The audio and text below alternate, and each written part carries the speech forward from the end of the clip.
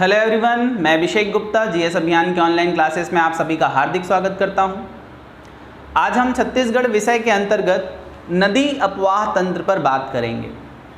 तो नदी अपवाह तंत्र पढ़ने से पहले हम समझ लेते हैं कि नदी क्या होती है, अपवाह तंत्र क्या होता है। उसके बाद हम छत्तीसगढ़ में अपवाह तंत्र पर चर्चा करेंगे। तो नदी क्या है, अगर आप इसे समझें तो हम सब ने नदियाँ देखी हैं, बचपन से हम देखते आ रहे हैं। हम में से काफ़ी लोगों नदियों में नहाया भी होगा। लेकिन नदी अगर आप समझें तो नदी पानी की एक अविरल धारा है। नदी क्या है? पानी की एक अविरल धारा है जो किसी पर्वत, किसी पठार, किसी झील, किसी ग्लेशियर से निकलती है और किसी न किसी सागर में जाकर समाहित हो जाती है। अगर ये हम सागर मान लें तो सागर में जाकर समाहित हो जाती है। तो नदी क्या है? पानी की एक अविरल धारा है जो किसी पर्वत, किसी पठार, किसी झील, किसी ग्लेशियर आदि से निकलती है और किसी न किसी सागर में जाकर समा जाती है। तो ये नदी है। और अपवाह तंत्र क्या होता है? ये जब नदी किसी मार्ग से बहती है, किसी घाटी में या किसी द्रोणियों में बहती है, तो काफ़ी छोटी छोटी नदियाँ बहुत सारी इससे आकर मिलते चली जाती हैं। इस आसपास की जो भी नदियाँ हैं, इस नदी से क्या होती हैं? मिलते जाती हैं। इसे हम सहायक नदी के नाम से जानते हैं। इन सहायक नदियों की भी सहायक नदी होती है। ये नदियां भी आकर क्या होती हैं? इस नदी से मिल जाती है। तो एक निश्चित तंत्र का निर्माण होता है। इस तंत्र को हम अपवाह तंत्र या नदी अपवाह तंत्र के नाम से जानते हैं। इसे ड्रेनेज सिस्टम कहा जाता है या इसे रिवर सिस्टम के नाम से भी हम जानते हैं। अगर हम पूरे भारतवर्ष की बात करें तो पूरे भारतवर्ष में नदी तंत्रों को दो भागों में बांटा गया है। पहला हिमालय से निकलने वाली नदियाँ और दूसरा दक्षिण भारत से निकलने वाली नदियाँ या प्रायद्वीपीय पठार की नदियाँ। अगर हम एक भारत बना लें, छोटा सा हम एक प्रतिरूप बना लेते हैं। अगर इसे भारत मान लिया जाए तो यहाँ पर एक विंध्याचल पर्वत है, ठीक है, और ये पूरा आपका हिमालय पर्वत है।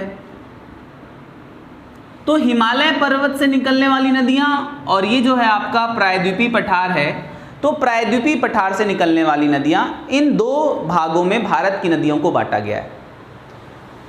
हिमालय से निकलने वाली नदियों में और प्रायद्वीपीय पठार की नदियों में बहुत सारी विभिन्नताएं पाई जाती हैं। अगर हम इसमें बात करें तो जो हिमालय की नदियाँ हैं ये पूर्ववर्ती अपवाह तंत्र का निर्माण करती हैं। अगर आप हिमालय की नदियों की बात करें तो ये पूर्ववर्ती अपवाह तंत्र का निर्माण करती है। इंग्लिश में एंटीसीडेंट रिवर सिस्टम कहा जाता है। एंटीसीडेंट बोलने का मतलब है कि ये नदियाँ मार्ग में कोई भी बाधा आए, कोई भी भौतिक बाधाएं अगर आती हैं तो उसको चीरते हुए बहती हैं। ये अपना मार्ग नहीं बदलती। सामान्य तौर पर अगर आप देखेंगे तो ये नदियाँ क्या होती हैं? भौतिक बाधाओं को पार करते हुए बहती हैं। मार्ग में अगर कोई भी बाधा आती है उसको पार कर जाती हैं। तब क्या होता है? पूर्ववर्ती अपवाह तंत्र का निर्माण होता है। हिमालय की जो नदियाँ हैं, ठीक है, ये हिमालय निर्माण के समय से ही प्रवाहित हो रही हैं। हिमालय का जब निर्माण हो रहा था उस दौर पर या उस समय से ही क्या हो रही हैं? वो प्रवाहित हो रही हैं। उसके किनारे तो उठते चले गए पर्वत के रूप में। इन नदियों के किनारे जो हैं वो पर्वत के रूप में उठते चले गए, लेकिन ये नदियाँ उन्हीं मार्गों में बहती रहीं। इसलिए हिमालय की नदियाँ जो हैं ये काफ़ी गहरे गहरे महाखड्डों का निर्माण करती हैं, बहुत गहरे गॉर्ज बनाती हैं। आप सिंधु नदी की बात करें या अलकनंदा नदी, ब्रह्मपुत्र नदी, ये सारी नदियाँ गहरे गॉर्ज बनाती हैं, ठीक है। जबकि जो दक्षिण भारत की नदियाँ हैं, दक्षिण भारत की नदियाँ काफ़ी उथली होती हैं, इनमें गहराई ज़्यादा नहीं होती। हिमालय की नदियों की तुलना में उथली हुई होती हैं, काफ़ी चौड़ी होती हैं ये नदियाँ। इन नदियों में लंबाई कम होती है, इन नदियों में लंबाई अधिक होती है। ये नदियाँ युवा है, चंचल है, काफ़ी तीव्र है, ऊंचे ऊंचे पर्वतों से निकलती है और बहती है। तो ये बहुत क्या होती? चंचल होती, बहुत तेज होती है। जबकि दक्षिण भारत की नदियाँ जो हैं ये प्रौढ़ अवस्था को प्राप्त कर चुकी हैं, काफ़ी ओल्ड हैं।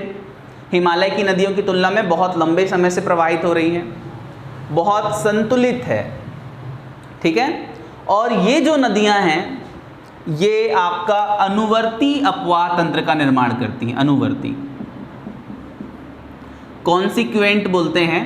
हिमालय की नदियां पूर्ववर्ती अपवाह तंत्र का निर्माण करती हैं, जबकि दक्षिण भारत की नदियां अनुवर्ती अपवाह तंत्र का निर्माण करती हैं। अनुवर्ती बोलने का मतलब है ये नदियां ढाल के हिसाब से बहती हैं, ढाल के अनुरूप, जहां पर ढाल होगा वहां पर बहती हैं, अनुवर्ती अपवाह तंत्र का निर्माण करती हैं। ठीक है, तो ये दो आपके यहाँ पर समझना है आपको, ये पूर्ववर्ती है, ये अनुवर्ती है। मतलब हिमालय की नदियाँ पूर्ववर्ती अपवाह तंत्र का निर्माण करती हैं, जबकि दक्षिण भारत की नदियाँ अनुवर्ती अपवाह तंत्र का निर्माण करती हैं। एंटीसीडेंट और कॉन्सिक्वेंट, ठीक है, ये दो बातें आपको याद रखनी है। और अगर हम बात करें इसमें, तो इन नदियों में क्या होता है, साल में 2 बार जल स्तर ऊंचा होता है। एक आपका बारिश के मौसम में, और दूसरा क्या होता है, ग्लेशियर जब पिघलता है गर्मी के दिनों में, उस समय भी क्या होता है, इन नदियों में जल स्तर ऊंचा रहता है। इन नदियों में प्रायः आप देखेंगे वर्षा के दिनों में बाढ़ आ जाता है। ठीक है, असम का बाढ़ हो या बिहार का बाढ़ हो, हर वर्ष इसमें आप बाढ़ देखेंगे। जबकि इन नदियों में क्या होता है, जल स्तर केवल वर्ष में 1 बार ऊंचा होता है। ये नदियाँ मौसमी हैं, केवल वर्षा ऋतु में क्या होता है, इनमें जल स्तर ऊंचा होता है। ग्रीष्म ऋतु में अधिकांश नदियों का पानी क्या होता है, काफ़ी सूख जाता है, पानी बहुत कम हो जाता है, जल स्तर नीचे गिर जाता है। तो ये कुछ उदाहरण हैं या कुछ अंतर आप समझ लीजिए हिमालय की नदियों में और दक्षिण भारत की नदियों में। तो जो दक्षिण भारत है, उन्हीं नदी तंत्रों के अंतर्गत हमारा छत्तीसगढ़ भी शामिल किया जाता है। दक्षिण भारत या प्रायद्वीपीय पठार के अंतर्गत हमारे छत्तीसगढ़ का प्रवाह तंत्र शामिल किया जाता है।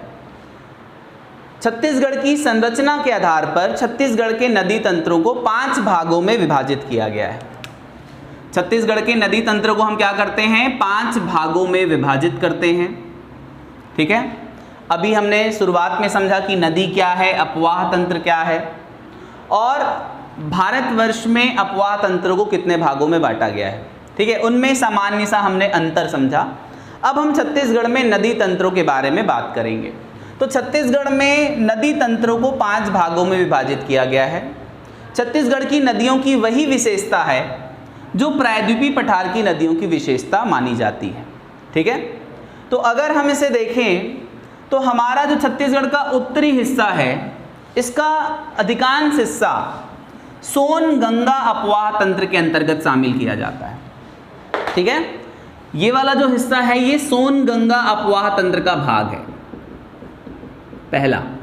ठीक है, ये जो मध्य छत्तीसगढ़ वाला हिस्सा है, इसका अधिकांश भाग महानदी अपवाह तंत्र निर्मित करता है, महानदी अपवाह तंत्र। ठीक है, जबकि दक्षिणी छत्तीसगढ़ जो दंडकारण्य प्रदेश वाला भाग है, ये आपका गोदावरी नदी अपवाह तंत्र का निर्माण करता है। ठीक है, गोदावरी नदी अपवाह तंत्र। तो ये 3 मुख्य हो गए, पहला सोनगंगा, दूसरा महानदी, तीसरा गोदावरी। ठीक है, चौथा ये आपका जो जसपुर है हमारा छत्तीसगढ़, और ये झारखंड की सीमा पर एक छोटा सा अपवाह तंत्र बनता है, जिसे हम बोलते हैं ब्राह्मणी नदी अपवाह तंत्र। क्या बोलते हैं, ब्राह्मणी नदी अपवाह तंत्र। और इस मैकल पर्वत श्रेणी में कवर्धा के पश्चिमी हिस्से में नर्मदा नदी अपवाह तंत्र का निर्माण होता है, नर्मदा नदी अपवाह तंत्र का। तो इस प्रकार आप देखेंगे कि 5 भागों में हमने छत्तीसगढ़ के अपवाह तंत्र को विभाजित किया है। ठीक है, पहला सोनगंगा, दूसरा महानदी, तीसरा गोदावरी नदी अपवाह तंत्र, चौथा ब्राह्मणी और 5वां नर्मदा नदी अपवाह तंत्र। ये 5 नाम आपको याद रखने हैं। अगर आप इनका विस्तार देखें छत्तीसगढ़ में, तो सबसे अधिक भाग पर महानदी अपवाह तंत्र का विस्तार है।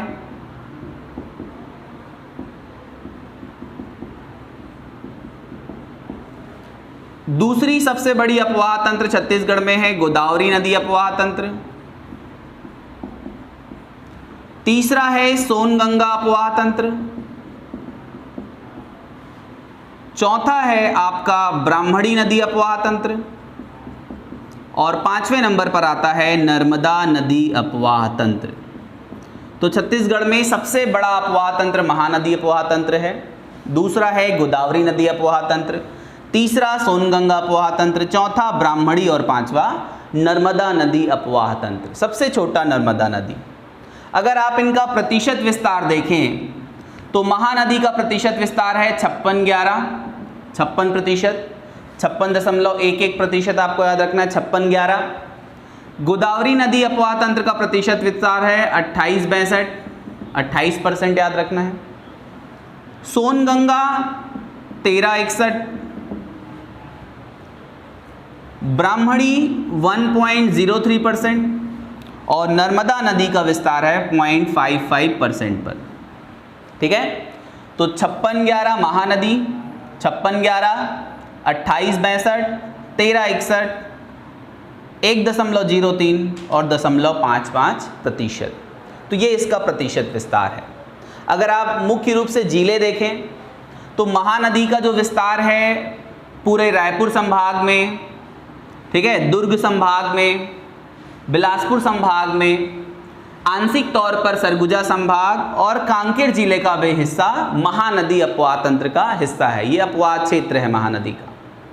अगर हम गोदावरी नदी अपवाह तंत्र की बात करें तो पूरा बस्तर संभाग और राजनांदगांव जिले का मोहेला मानपुर वाला भाग भी गोदावरी नदी अपवाह तंत्र के अंतर्गत शामिल किया जाता है। ठीक है, सोनगंगा की बात करें तो सोनगंगा पूरा आपका अगर आप देखेंगे तो सरगुजा संभाग का क्षेत्र शामिल किया जाता है। पेंड्रा जिला का कुछ भाग सोनगंगा अपवाह तंत्र का निर्माण करता है। ठीक है, कवर्धा जिले में नर्मदा नदी अपवाह तंत्र और हमारा जसपुर जिला जो है वो ब्राह्मणी नदी अपवाह तंत्र का निर्माण करता है। तो ये जिले के अनुसार इसका विस्तार हो गया। अगर आप क्षेत्रफल देखें तो महानदी का क्षेत्रफल है 75,855 किलोमीटर स्क्वायर। ठीक है, छत्तीसगढ़ का कुल क्षेत्रफल 191 वर्ग किलोमीटर है, जिसमें 75,855 वर्ग किलोमीटर पर महानदी अपवाह तंत्र का विस्तार है। गोदावरी नदी आपको याद रखना है 38,694 वर्ग किलोमीटर, सोनगंगा 18,400 वर्ग किलोमीटर, ब्राह्मणी नदी 1394 वर्ग किलोमीटर और आपका नर्मदा नदी 744 वर्ग किलोमीटर पर इसका विस्तार है। ठीक है, 75,855, मोटे तौर पर आप इसको 76,000 याद रख सकते हैं, इसको आप 38,000 याद रख सकते हैं, 18,000, 1,400 और 750 वर्ग किलोमीटर ऐसे भी याद रख सकते हैं। तो ये हो गया छत्तीसगढ़ में अपवाह तंत्र। ठीक है, हमारे छत्तीसगढ़ की सभी परीक्षाओं में जो प्रश्न पूछे जाते हैं नदियों के नाम पे, ठीक है, किस जिले में स्थिति है, उद्गम स्थान से प्रश्न पूछे जाते हैं। ठीक है, तो ये नदी तंत्रों से प्रश्न पूछे जाते हैं। तो हमारा जो अगला पार्ट होगा, ठीक है, उसमें हम पढ़ेंगे गोदावरी नदी अपवाह तंत्र के बारे में। ठीक है, गोदावरी नदी अपवाह तंत्र की नदियाँ छत्तीसगढ़ की कौन सी नदियों से जाकर मिलती है, उनकी सहायक नदियाँ, उनका उद्गम स्थान। ठीक है, तो ये सारी चीज़ें हम पढ़ेंगे। उसके बाद आगे चलकर हम नदी पढ़ने के बाद उसमें कौन कौन से झरने हैं, कौन कौन सी सिंचाई परियोजनाएं हैं, कौन सा डैम है, ठीक है, इन सब बातों पर भी हम चर्चा करेंगे। तो ये एक परिचय है छोटा सा जिसके बारे में आपको दिमाग में रखना है। ठीक है, बहुत बहुत धन्यवाद।